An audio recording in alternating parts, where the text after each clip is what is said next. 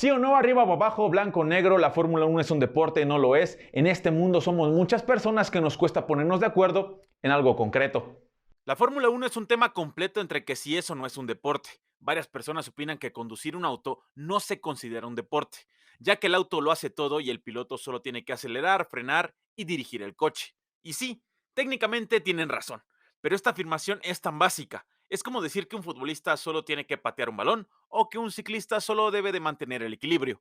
Si eres fan de la Fórmula 1, es posible que te hayas topado con personas haciendo un comentario como: correr autos no es un verdadero deporte. Así que hoy te daremos unos datos interesantes para poder argumentar por qué sí es un deporte y están absolutamente equivocadas. Primero vamos a definir qué es un deporte. Según la Real Academia de la Lengua Española, un deporte se define como una práctica física ejercida como juego o competición, cuya práctica supone entrenamiento y sujeción a normas.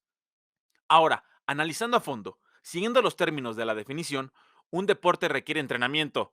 En una temporada normal de la Fórmula 1 tenemos un promedio de 20 carreras al año, de las cuales cada una de ellas cuenta con 3 sesiones de entrenamiento, 2 el día viernes, una el día sábado antes de la clasificación, lo cual nos lleva a 60 sesiones de entrenamiento por parte de la Fórmula 1 en toda la temporada anual.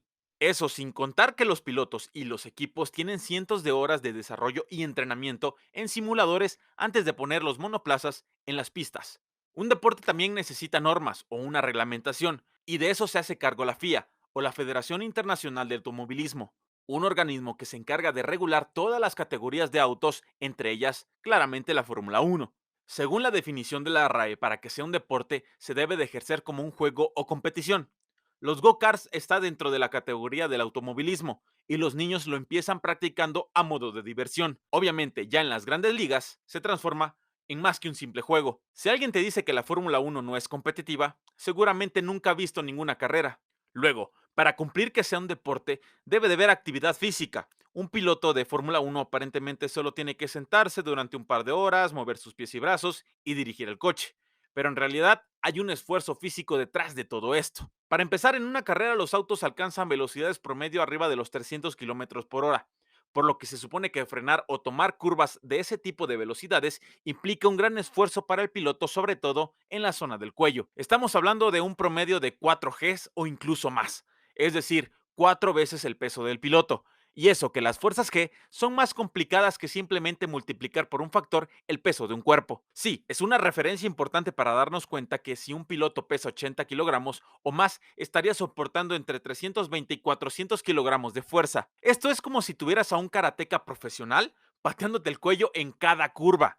Un humano promedio sin ningún tipo de entrenamiento puede soportar 4 o 5 G, pero en breves fracciones de segundos antes de desmayarse. Es por ello que los pilotos llevan un acondicionamiento físico en donde su principal entrenamiento son los músculos del cuello. Si esto no te basta para que te pueda contar como actividad física, vamos con este dato. En fútbol, un portero es una posición que más depende de un tiempo de reacción, el cual varios estudios de muchas universidades de todo el mundo, un portero tiene la velocidad de reacción entre 250 a 350 milésimas de segundo, mientras que un piloto de Fórmula 1 reacciona entre 200 y 300 milésimas de segundo, 50 milisegundos más rápidos que un portero. Teniendo en cuenta que viajan a más de 300 kilómetros por hora, esos 50 milisegundos de respuesta representan un aproximado de 4 metros de recorridos en pista, que si bien parece cosa de nada, es lo que te puede separar entre frenar a tiempo o terminar perdiendo la carrera ese día. Pero si aún todo esto no te convence y sigues creyendo que manejar un monoplaza es tan fácil que cualquiera lo puede hacer, ahora considéralo estando a 50 grados Celsius, perdiendo hasta 5 kilos de tu peso corporal debido a la deshidratación. Y es que si se tiene un poderoso motor con un aproximado de 1000 caballos de fuerza, siendo puesto al máximo durante 1 hora y media a tus espaldas, no es de extrañarse que la temperatura que alcanza la cabina de un Fórmula 1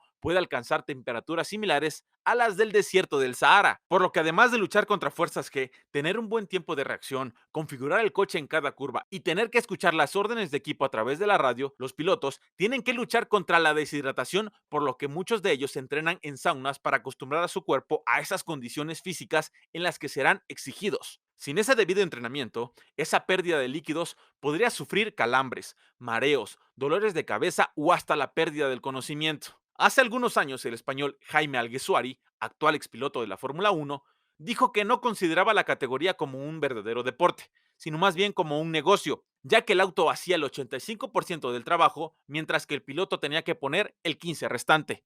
Un gran negocio y un gran deporte. Un gran negocio. Dejémoslo ahí. Un gran negocio y un gran deporte. Los coches, no. Un gran negocio. Un negocio insostenible a día de hoy, pero es un gran negocio. Es un negocio. No. No es deporte. ¿Cómo que no es, ¿por qué no es deporte? No es deporte. La Fórmula 1 no es un deporte. Pero no lo digo yo, ¿eh? Quiero decir, creo que un deporte es donde están los mejores pilotos del mundo, los mejores jugadores del mundo, y donde puedes ver que hay una situación humana, ¿no? Y física. Es decir, como en el tenis o probablemente en el fútbol, tú ves un tío de talento que puede estar al nivel de estar en un equipo de primera división. En los coches, por supuesto que el piloto sigue haciendo la diferencia, pero hoy en día el 85% lo hace el coche. En resumen de sus palabras, no importaba a quién pusieras de piloto, mientras el auto fuese bueno, se ganaría las carreras. Siendo una afirmación muy básica por parte de Jaime, sí importa mucho el auto que se conduce. No es lo mismo manejar un Mercedes o un Red Bull a un Haas o Williams. Pero cabe resaltar que sin un piloto que le saque el mejor rendimiento al coche, de nada sirve tener el mejor coche de la competición. Hoy en día podemos ver que los equipos de Fórmula 1 tienen a dos pilotos. Siempre hay diferencias entre compañeros de equipo. Uno de los dos pilotos podrá tener su mejor día, ser más rápido, pero siempre o casi siempre habrá quien de los dos pilotos sobresalga aún así teniendo el mismo coche. Lo podemos observar en Mercedes o ahora en Red Bull, siendo Max que siempre sobresale entre sus compañeros de equipo exprimiendo al máximo su auto.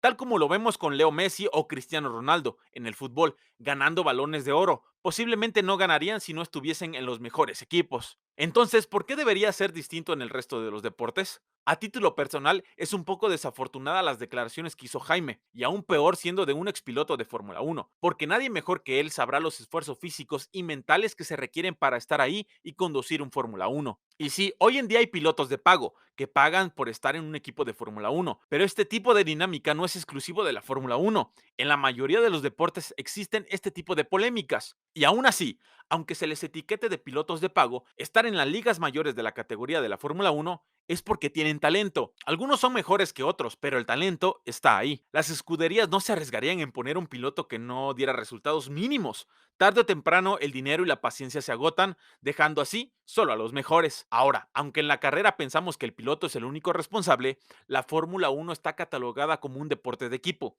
ya que detrás de él hay un gran grupo de personas, desde los ingenieros que diseñaron hasta el último tornillo del coche, hasta los responsables de estrategias de las carreras. Si uno de los miembros falla, las posibilidades de no obtener éxito aumentan. Después de todo, es un trabajo total de equipo, de parte de cada área para llevar a cabo una carrera, porque los pilotos no se arriesgan y no se juegan el físico como antes. Ahora, si se encuentran involucrados en un accidente, pueden tener la fortuna de salir caminando y prácticamente ilesos, para la magnitud de los tipos de accidentes. Pero eso no quita que sea un deporte de riesgo y que implique una preparación tanto física como mental. Todo esto resumido en tener que luchar contra fuerzas G, escuchar órdenes a través de la radio, tener buen tiempo de reacción y además esfuerzo físico y mental.